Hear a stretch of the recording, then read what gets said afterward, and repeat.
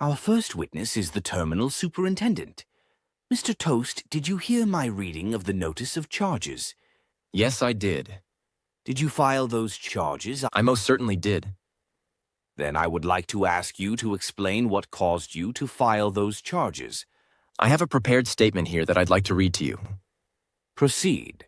On March 30th, the Lieutenant Special Services and I found the claimant asleep on a bench in the switchman's locker room. I'd been searching for the accused for about an hour and a half. We went into the switchmen's locker room while searching.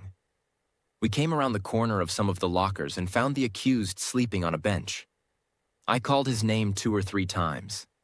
He did not respond. In order to wake him up, I had to shake his right leg. He woke up startled, and I asked him to sit up, and he told me he couldn't sit up just then. It would take a couple of minutes before he could wake up. I talked to him and asked him 2 or 3 times to sit up. He never responded until he was ready to sit up. I'd been looking for the accused because he had failed to perform the duties assigned to his job. He didn't clean the inside of the building. He didn't empty the trash cans. None of the accumulation of dust and dirt on the windows, seals, and doors had been taken care of. I noticed that none of these things had been done. I hadn't seen the accused since about 1 p.m., and I thought he had abandoned his position and walked off his job. This place was a mess inside and out because no one had been cleaning it for several weeks. No one had been assigned to the janitor's position for some time until the accused was called from the extra board and I don't know why I'm to help here. us get the cleaning under control. There were a lot of things to do. I issued written instructions explaining all the things that needed to be done.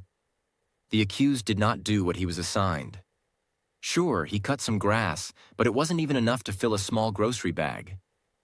The people who do these jobs shouldn't have to be told what they have to do every day. The bulletin listed enough of their daily duties to keep the accused busy without my having to issue a list of specifics. Very well.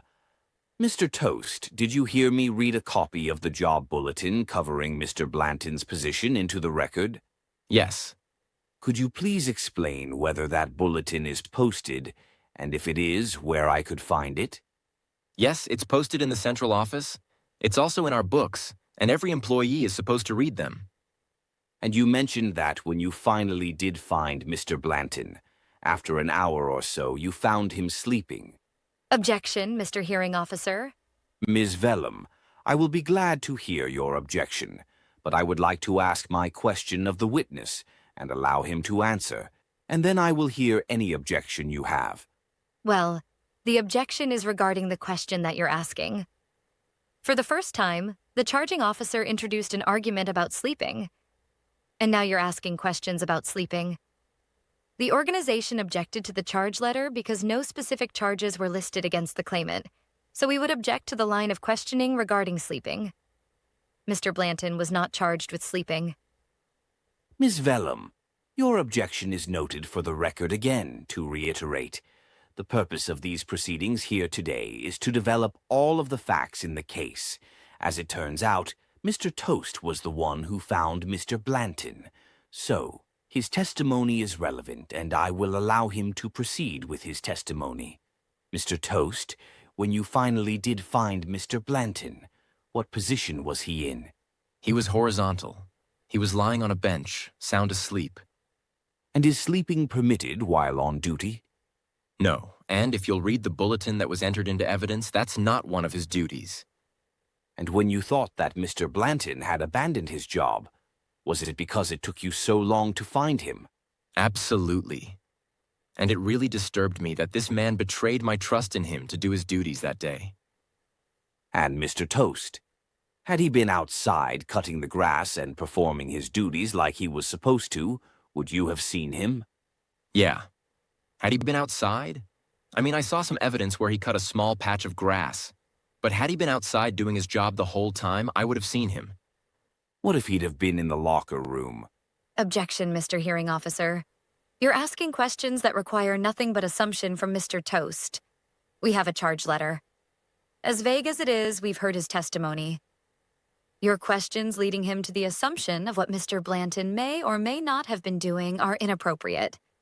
Ms. Vellum, your objection is noted for the record, but again, in order to develop all of the facts of this case, I'm simply trying to ascertain why it took so long for the superintendent to find the accused, and if he had been doing some other things, rather than being in a horizontal position with his eyes closed, could he have been found quicker? And we could have avoided all this confusion, and none of us may be here today. So, I believe this line of questioning is relevant, and I will proceed. Mr. Toast, again.